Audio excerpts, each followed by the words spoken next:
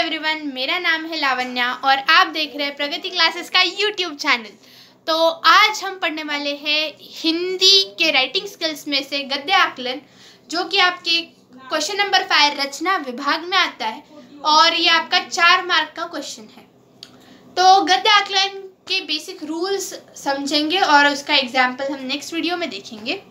तो सबसे पहले आप यहाँ देख सकते हैं कुछ चीज़ें यहाँ लिखी हुई है गद्य आकलन से रिलेटेड। क्या लिखा है जरा पढ़ लेते हैं। प्रश्न तैयार करने से पहले गद्य खंड को अच्छी तरह पढ़ना चाहिए। बहुत बेसिक सी चीज़ है, आप पढ़े बिना नहीं कर सकते, कोई भी प्रश्न नहीं लिख सकते।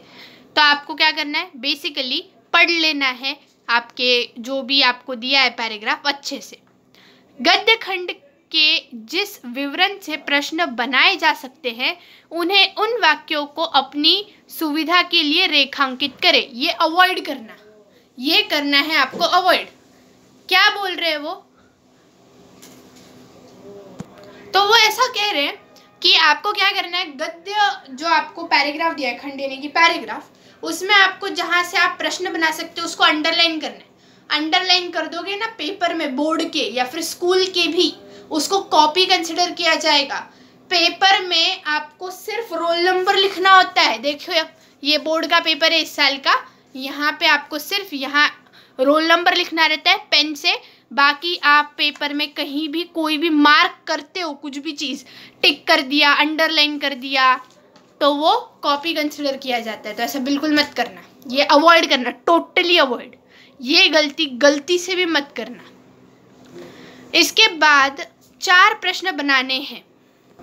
4 प्रश्न हमें बनाने, सिंपल सी बात है, 4 प्रश्न बनाने 4 मार्क की। मैं आपको ऐसी टिप दूंगी कि आप सिर्फ 4 प्रश्न मत बनाओ 4 मार्क के, 5 या 6 प्रश्न बना के रख लो, क्योंकि आप जब पैराग्राफ पढ़ते हो ना आपको इजीली 5 से 6 प्रश्न मिल जाते हैं। जो भी मिला है वो लिख दो। फिर उसके बाद क्या है, प्रश्न ऐसे हों जिनके उत्तर एक एक वाक्यों में हो। प्रश्न का उत्तर गद्य में ही होना चाहिए, पहली बात। और दूसरी बात कि प्रश्नों का उत्तर एक एक वाक्य में ही होना चाहिए। अगर पूरा का पूरा पैराग्राफ लिखना पड़ रहा है तो तुम्हारा प्रश्न गलत है, बेसिकली तुम्हारा उत्तर गलत है। फिर प्रश्न सरल और स्पष्ट होने चाहिए। ऐसा रहना चाहिए कि आपको 4 प्रश्न बनाने, तो 4 प्रश्न में से कोई भी प्रश्न का उत्तर सेम नहीं होना चाहिए। सब प्रश्नों के उत्तर अलग अलग होने चाहिए। नहीं तो सेम उत्तर आ रहा है, ऐसे तुम 4 प्रश्न बना दोगे तो तुम्हें एक ही मार्क मिलेगा कोई भी एक प्रश्न के लिए, बाकियों के लिए मार्क नहीं मिलेंगे। तो इतनी बात ध्यान में रखनी है कि सब प्रश्नों के उत्तर अलग अलग होने चाहिए।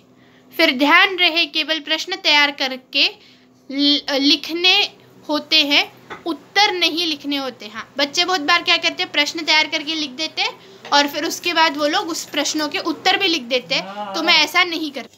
अगर आप प्रश्नों के उत्तर लिख देंगे तो आपके सारे आंसर गलत हो जाएंगे। फिर और एक बात, जैसे यहाँ एग्जाम्पल के लिए यहाँ 4 प्रश्न बनाए, चारों प्रश्नों का जो स्टार्टिंग का वर्ड है वो अलग है। आप कौन से वर्ड्स यूज़ करेंगे, कौन, कहाँ, कितना, जो भी प्रश्न बनाने के लिए हम वर्ड्स यूज़ करते हैं जनरली, वो वर्ड्स का आप इस्तेमाल करेंगे। आप देखेंगे आपकी 9th स्टैंडर्ड की बुक के लास्ट पेज पे ऐसे दिए हुए शब्द जिनसे आप प्रश्न बना सकते हैं। तो कौन, कहाँ, कितना, क्योंकि, क्यों, ये जो प्रश्न बनाने वाले जो शब्द है, आपने सपोज ऐसा फॉर एग्जाम्पल ऐसा सेंटेंस बनाया, कौन मंदिर जा रहा था। ओके, ये आपका प्रश्न है, कौन मंदिर जा रहा था, ये आपका प्रश्न बना दिया। तो अगला जो सेंटेंस बनना चाहिए, अगला जो प्रश्न बनना चाहिए, उसमें कौन शब्द से वो सेंटेंस चालू नहीं होना चाहिए। ये बात आप ध्यान में रखो। फिर आपको ऐसे प्रश्न नहीं बनाने कि आपने प्रश्न बना दिया कि गद्यांश का विषय क्या है या गद्यांश को टाइटल दीजिए। ऐसे प्रश्न बनाओगे तो वो गलत हो जाएगा। ऐसे प्रश्न बनाओगे तो मार्क नहीं मिलेंगे। इतना ये चीज़ भी ध्यान में रखनी है। और एक बात, एक ही बार पढ़ो पैराग्राफ, मगर इतने अच्छे से पढ़ो कि आराम से प्रश्न बना सको। बार बार पढ़ने की ज़रूरत नहीं पड़नी चाहिए। और ये बात ध्यान में रखो कि तुम्हें जो अपठित गद्यांश आता है उसका पैराग्राफ अलग होता है और गद्य आकलन का पैराग्राफ अलग होता है। तो 2 अपठित गद्यांश आते पेपर में टोटल। तो वो जैसे इंग्लिश और मराठी में समरी राइटिंग जैसा रहता है, जो एक पैराग्राफ बाहर से आता है उसी को पढ़ना है, उसी पे क्वेश्चंस रहते हैं और उसी की समरी भी लिखनी होती है, ऐसा नहीं है। यहाँ पे दोनों पैराग्राफ्स अलग अलग है, ये भी बात आपको ध्यान में रखनी। अब मैं आपको एक एग्जाम्पल के तौर पे, हम बोर्ड एग्जाम में जो आया था क्वेश्चन गद्याकलन का, वो हम कर सकते। तो मैं आपको उसके आंसर्स बता देती हूँ। बहुत इजी क्वेश्चन है, ज़्यादा कुछ भी मुश्किल नहीं है। तो आप देख सकते हैं गद्य आकलन 4 मार्क का, इसी साल का बोर्ड का पेपर है ये।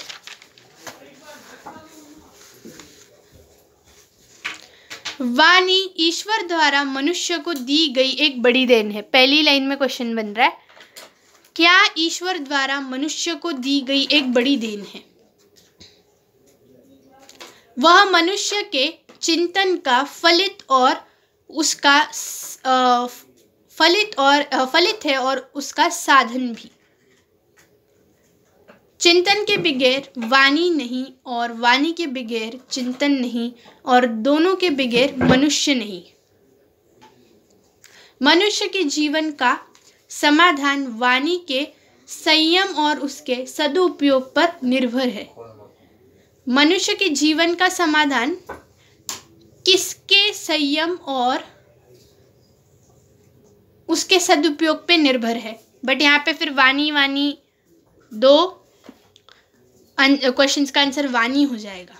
तो आप ये वाला क्वेश्चन बदल सकते हैं, वाणी किसके द्वारा दी गई मनुष्य को एक बड़ी देन है, ऐसा कर सकते हैं।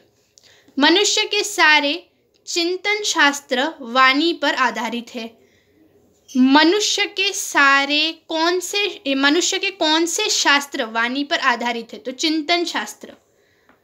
दर्शनों का सारा प्रयास विचारों को वाणी में ठीक से पेश करने के लिए रहा है।